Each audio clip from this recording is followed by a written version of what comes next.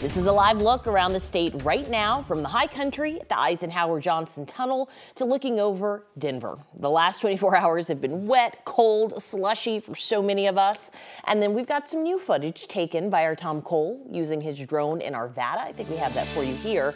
I mean, at least it was gorgeous as you were out there shoveling all that heavy wet snow off of your sidewalks and driveway. It's like we could take a deep breath. Welcome officially to the day after, Chris Bianchi. I kind of want to call it, you can kind of see it in Tom's drone footage. This almost strikes me as a Slush Fest 2024. And the snow is slushy. As I'm like walking, I'm like, oh my gosh, like these are like heavy footsteps, and I'm just sinking into it. And I mentioned this earlier this morning, that this is kind of one of those snows that you definitely don't want to go out for a run-in, because you're going to inevitably get into one of those puddles, or if you're walking around, you know, it's one of those unpleasant ones where you step the wrong way, and next thing you know, your shoes, your boots, just completely soaked in all that water. Totally, and we were trying to do a little sledding this morning. That didn't work either. It's not sledding snow. We learned some lessons here this morning, Chris Bianchi. Yeah, we learned quite a few lessons. Hey, the good news is the melt has begun for us in the Denver area. The sun's out, we're above freezing, and that means we're starting to put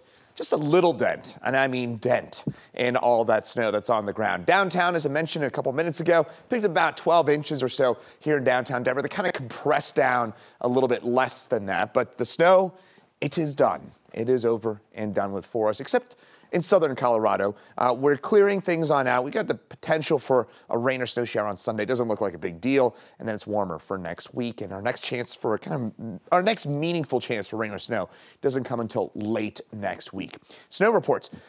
Picked up a little snow for our friends up in Netherlands. How about more than 4 feet worth of snowfall, 53 inches. Genesee, 46 inches. I mean, just a whopper of a snowstorm for the foothills and the south side of the metro area. I think it's safe to call this our biggest snowstorm for this part of the metro area since March of 2003. I've been looking all morning long at kind of historical analogs, and this is certainly going to wind up in the history books for this part of the metro area. Downtown on North and East, still a pretty good storm, just not quite as big. But for Castle Rock, 22 inches of snow, making it our biggest March snowstorm. Our biggest snowstorm overall since the March 2003 one for us here in Castle Rock. But next week, we could get some rain, maybe some snow into the picture. I mentioned we're calm for now.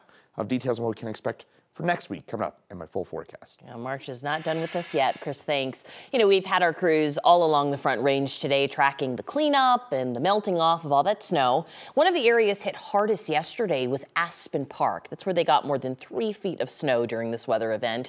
And that's where we find our meteorologist Corey Reppenhagen this afternoon. Yeah, with 2 to 4 feet. Now we have those 50-inch totals up here in the foothills.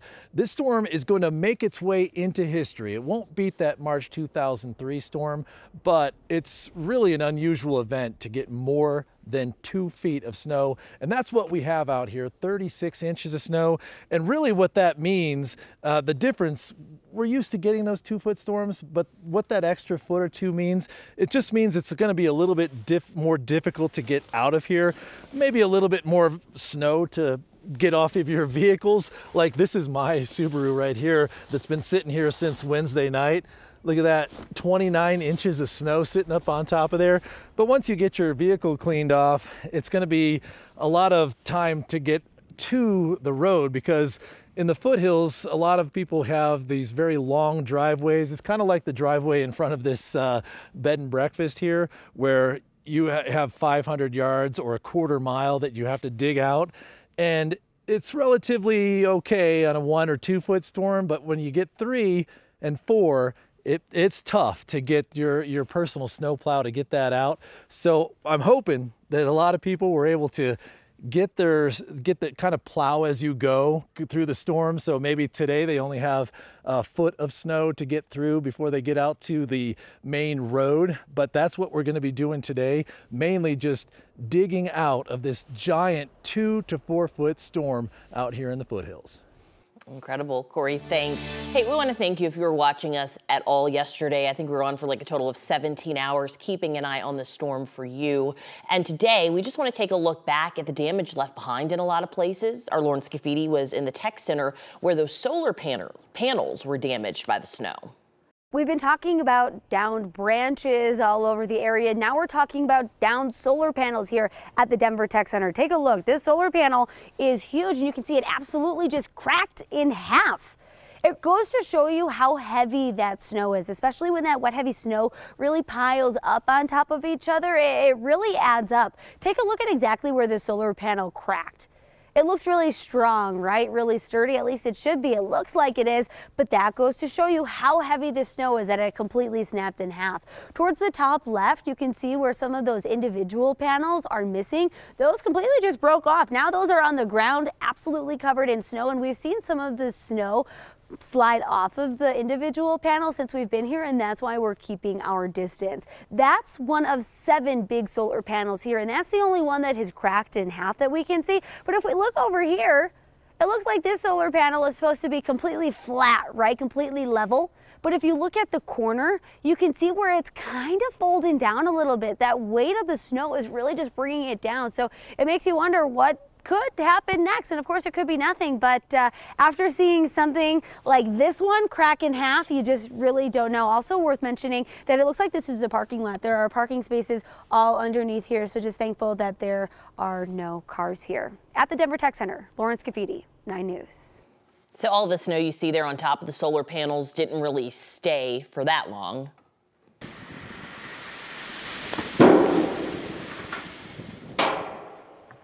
That snow is heavy. It made quite the commotion as it fell off the solar panels. This is at Samuel Engineering.